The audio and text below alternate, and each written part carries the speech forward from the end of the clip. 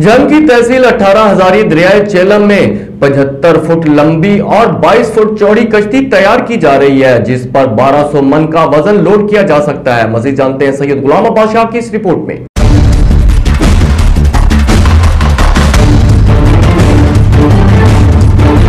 झंग की तहसील 18 हजारी और चुंड भरवाना की आवाम के लिए बहुत बड़ी खुशखबरी। धब्बी बलोचापत्तन पर एक और बहुत बड़ी लोहे वाली कश्ती हो रही है तैयार, जिसकी लंबाई 75 फुट और चौड़ाई 22 फुट है। कश्ती तैयार करने वाले मिस्त्री इम्तियाज खान ने कहा 1200 मन तक का वजन लोड हो सकेगा। कश्ती पर अब चुंड भरवाना मस्सन पीरकोट सदाना की आवाम के लिए सफर होगा बहुत आसान।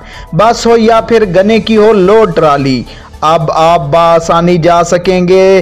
धब्बी बलोचापत्तन से 18 हजारी 1200 मन तक भी हो तो कोई मसला नहीं, कश्ती मालकान का कहना था। और मकामी लोगों ने भी खुशी का खूब इजहार किया। मकामी लोगों ने कश्ती मालकान जनाब माहर असलम मला, मार अनवर मला, मार अशरफ मला, मार इमरान मला, मार मुमताज मला, मार अमजद मला और तनवीर मला का शुक्रिया अदा करते हुए इनके इस इकदाम को खूब सराहा और मुकम्मल तामन करने का वादा भी किया।